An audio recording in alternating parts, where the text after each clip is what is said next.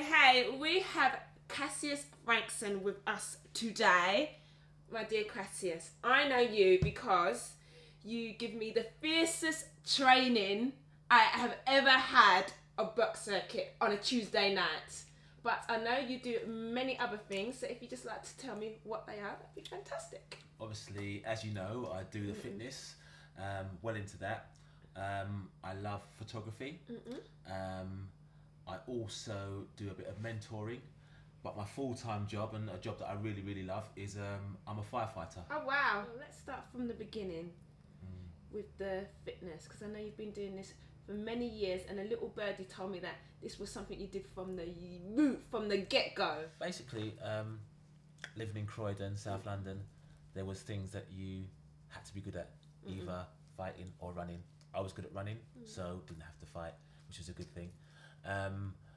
So while I was at school, people noticed I was good at running. They pushed me forward to running clubs, and I started to run for Croydon Harriers, and they taught me a lot about athletics and training and certain diets. I just love fitness from then, and anything to do with running, jumping, skipping, Anything that gets you moving. anything that gets the heart pumping was good for me, and so I just stayed in it from then. So you're like an energy beam. I was a little Duracell battery, yeah, definitely.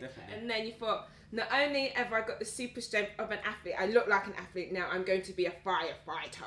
Where did that come from? To be honest, I'm going to take you back a little bit further before we go into the firefighting. This is a little secret, so don't tell anybody. I'll try not to, but I can't promise. But Okay. When I was younger, everybody has their dreams and aspirations to be like somebody, or wants to look like somebody, or whatever. And I had an action figure called Action Man. I hear you. And when Action Man, not I used to take his clothes off and look at Action Man all the time, but when his clothes were off, he had muscles everywhere. I was like, damn, I want to look like that. Yeah, man.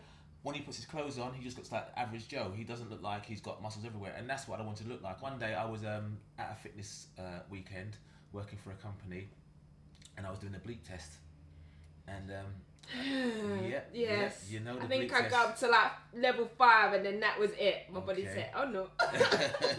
Well, I got. I'm not gonna say where I got to, but I was quite high. I was doing quite well, and as I was running up and down the track, someone was saying to me, "You'll be a good firefighter." I applied, and I got in the first time, and it's the best job in the world. I swear to you, as I sit here talking to you right now, I have never been so excited about getting up on a Monday morning and going to work. I know it's someone else's misery, and it's our job to do that, to put their fire out, but it was just the greatest feeling to see, to do the job that I was trained to do. It's true, but it's not someone else's misery, because you're going there and you're saving them. Well, how beautiful is that? At least they've got someone to come and do that for them, because their house can turn to ashes. It's true. So true.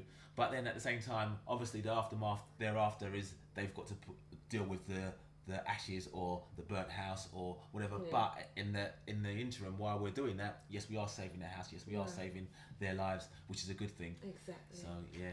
That's wonderful. And then I want that to lead us into your mentoring. So I know you're changing lives, but you know, what made you decide to become a mentor? See, I have to go back again now. All right, let's take it back. Way back. Right. Okay, so basically what it is, when I was 6 months old, I was put into care. Okay. Parents didn't get on too well, so they split, and there was 3 of us. There was myself and my 2 older sisters. Okay. And we were put into the care system. I grew up in the care system, and I was there until I was 18 years of age, and then I was told, there you go, you're an adult now. Get on with it. You can go and live your life. There was a few things put into place. There was an infrastructure of how to try and guide you into the right ways of life, but it wasn't I wouldn't say stable. I wouldn't even say it wasn't even structured really. It was just there, so you could use it or not use it. And I decided to use bits of it and then use my own kind of mind and my own perceptions of what I should do. But seeing how I grew up, looking back on how I grew up, and looking on the things that have happened to me in the past, I know that I can help people make the right decisions, because the good thing about my life, as I look back, I didn't make any real bad decisions, because there's a lot of people that I know, or should I say who I knew, who grew up with me, who are no longer either here or in the they're in prisons or they're in mental institutions and so on. So having grown up in the same environment as they have and come out the other end in the correct way, I know for sure that I can help people and tell them or guide them on the best way to live their lives. With all that positivity and passion, I know I'm going to take it back now to the fitness, because fitness is so important today. As you know, there's so many young kids who are obese, adults who are obesity. They said, you know, it's spiraling out of control. It's not just in England, it's all over the world. So I want to know, what motivates you to do fitness and give me personally fitness, because you're an example I see every Tuesday, and that just makes me go harder and faster and just want to be physically and mentally and spiritually, you know, just a great woman. So hit me with some of that. Okay. Love this girl. Thank you very much for the props. But the thing is, for me, it's all good being a personal trainer. Okay, it's all good being a personal trainer and giving out your cards left, right, and centre.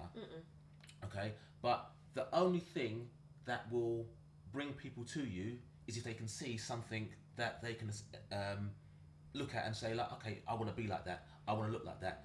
Okay, so basically, if you train somebody and they're looking the bee's knees, then people say, who trained you? Oh, it was Cassius. Okay. Or if someone says that sees a glow on your face and you look happy and you're skipping, oh, what have you been doing? I've been doing a fitness class.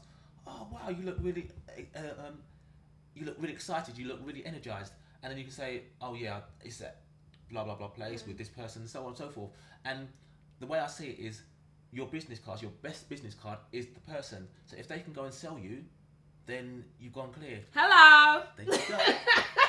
You know, so it's all about realistically giving people the pleasure and the benefits of fitness and making them go and tell the story.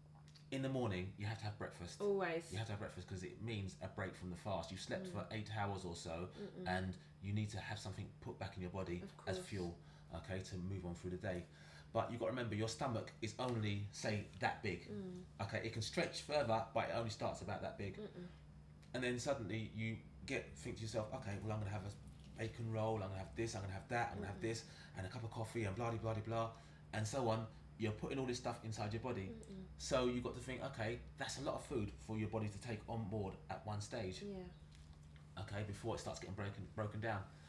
So you've got to think of small portions, okay, and then little and often.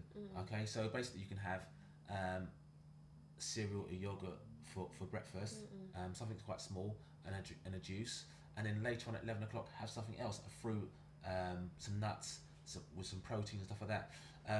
When you are working out your diet, you've got to think of what you're doing later on in the day. So if you're going to do some exercise in the day or later on in the day, you need to have some carbohydrates, you need to have something to give yourself energy. Last but not least, I just want you to camera just to give us some of your greatest tips for living and life, and just a passion that you have, you know, in everything you do.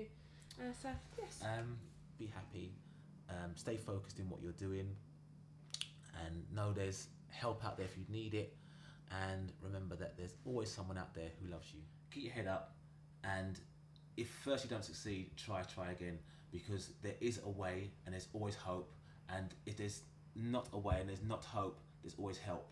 So find, search, research, and it will come to you. Don't give up, because there are people out there to help you, and there is always someone out there who loves you. So keep trying and keep pushing. Oh, thank you, Cassius Frankson. You're welcome. I love you. Thank you. Oh.